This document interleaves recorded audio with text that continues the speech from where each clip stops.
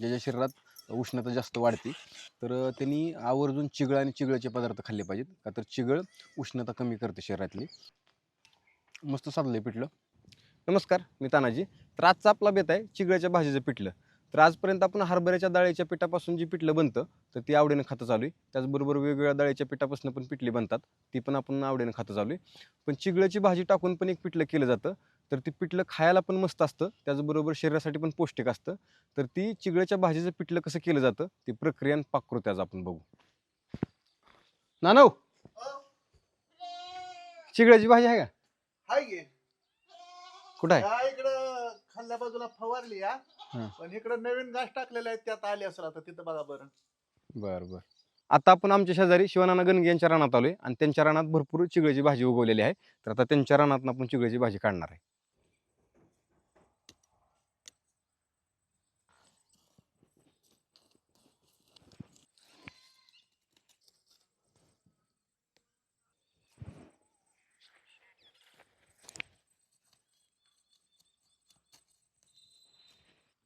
वेगवेगळ्या भागात ह्या भाजीला वेगवेगळी नावं असू शकतात. ज्या भागात मी राहतोय त्या भागात हिला चिगळीची भाजी म्हणलं जातं.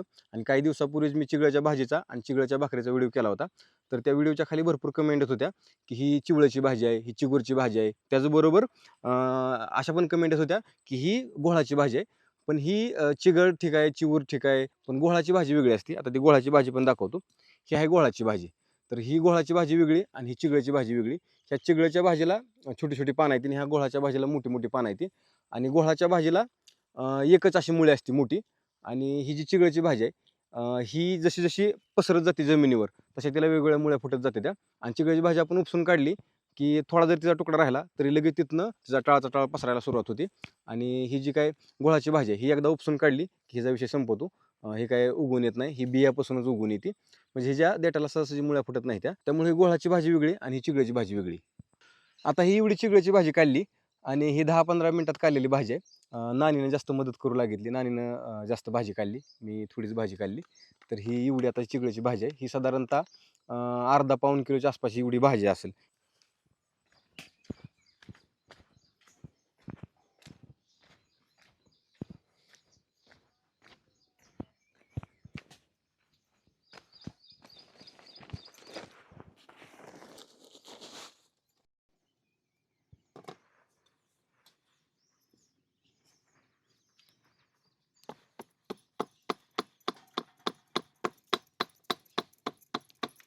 आता ही भाजी नीट करणं काही लय अवघड नाही.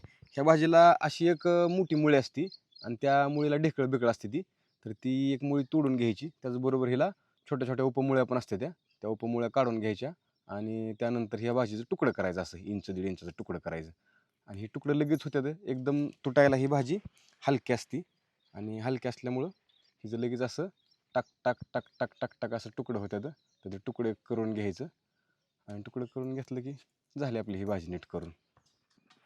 आणि ह्या भाजीला नीट करायला जास्त वेळ लागत नाही. एका कुटुंबाची भाजी लईत लई 10 मिनिटात नीट करून होती.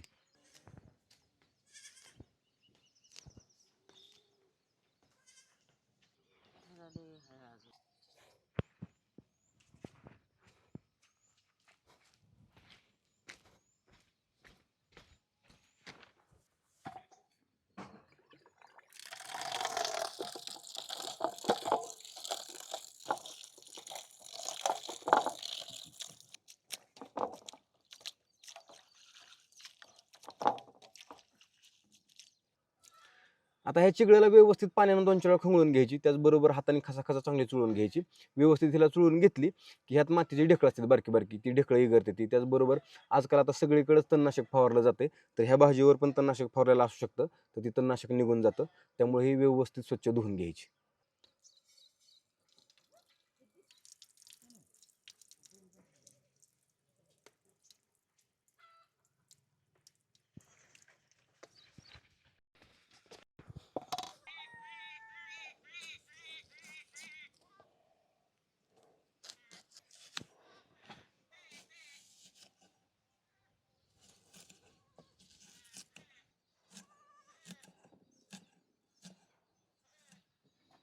आता ह्या चिगळीच्या पिठल्याला जे काही आपण फोडणी द्यायला माल मसाला घेतलाय, त्यात एक मोठा कांदा चिरून घेतलाय, 10-12 मिरच्या घेतल्या त्या, 15-20 लसणाच्या कुड्या येत्या, 1 चमचा मीठ, 1 चमचा हळद, 1 चमचा जिरी, 1 चमचा मोहरी आणि इकडे 2 मुठी बेसन पीठ आणि वंजळ 1.5 वंजळ चिगळाची भाजी. तर आता ह्याची सगळ्याची मिळून आपण फोडणी देणार आहे.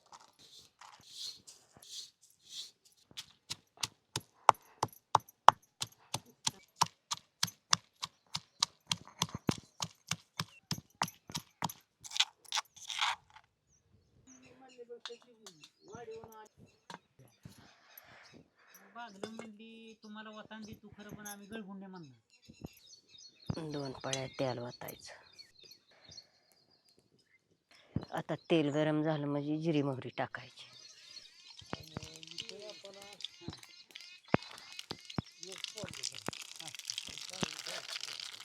आता ह्यात कांदा टाकायचा.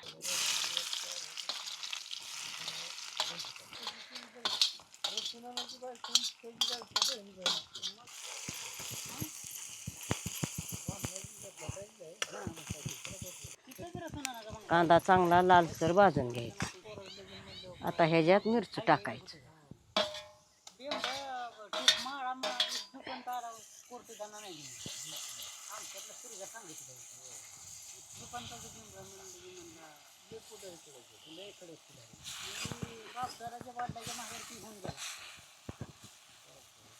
आता हळद टाकायची.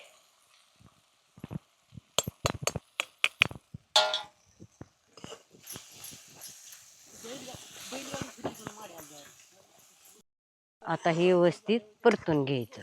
आता ह्याच्यात चिगळ टाकायची.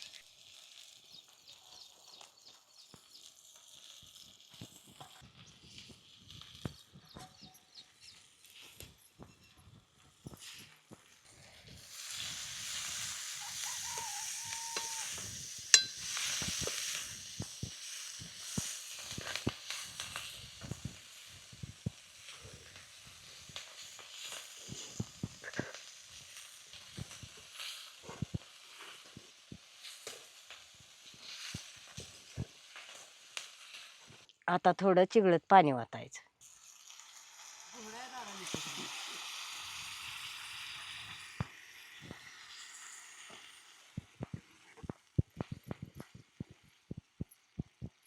चिगळ आता 5 मिनिटं शिजून द्यायची.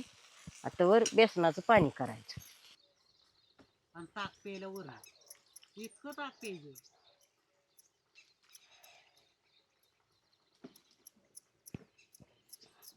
पुढची काहीतरी खाली घसरती मला पाणी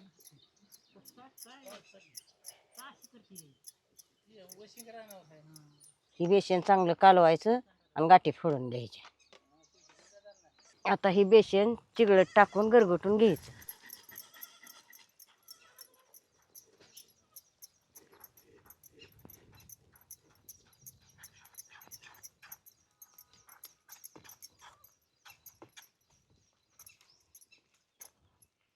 वरनं अजून पाणी घालायचं.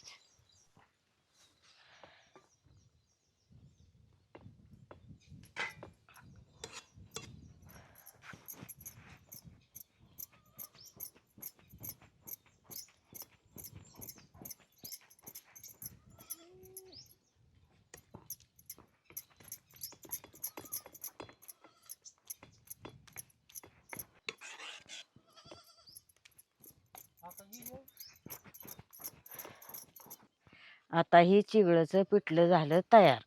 ह्याला आता 5 मिनिटं चुलीवर ठेवायचं. आता ह्या पिठल्यावर 5 मिनिटं ताट झाकून ठेवायचं. ताट झाकून ठेवलं की व्यवस्थित पिठलं वाफलतं आणि त्यानंतर मग आपण जेवायला बसू शकतो.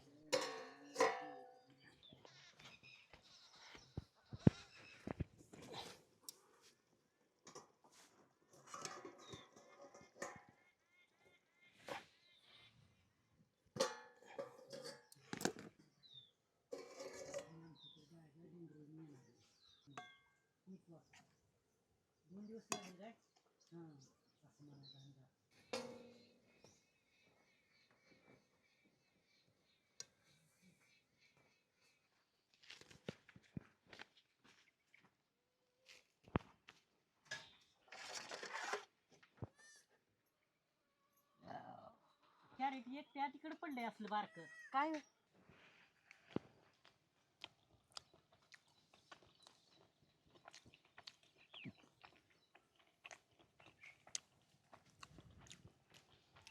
मस्त साधलं पिठलं. आजपर्यंत आपण हरभऱ्याच्या डाळीच्या पिठाचं पिठलं खातो चालू आहे, ते पण मस्तच लागतं. पण हे अजून त्याच्यापेक्षा वेगळं लागतं आणि ह्याला वेगळीच चव आली आणि थोडंसं आंबूस लाळकुट असं हे पिठलं लागतं. आणि मुळात चिगळ ही आपल्या शरीरासाठी खूप चांगली असते.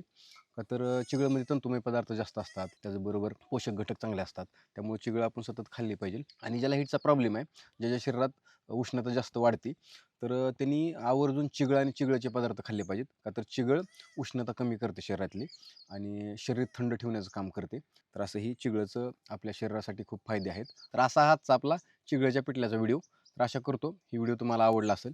जर तुम्हाला आवडला असेल तर आपल्या भटकताना यूट्यूब चॅनलला तुम्ही सबस्क्राईब करू शकता. त्याचबरोबर आपल्या भटकताना फेसबुक पेजला तुम्ही फॉलो करू शकता आणि कमेंट करून मला तुमच्या प्रतिक्रिया कळवा. आणि नंतर लवकरच भेटू अशाच नवीन व्हिडिओच्या माध्यमातून. तोपर्यंत धन्यवाद. Tata bye bye.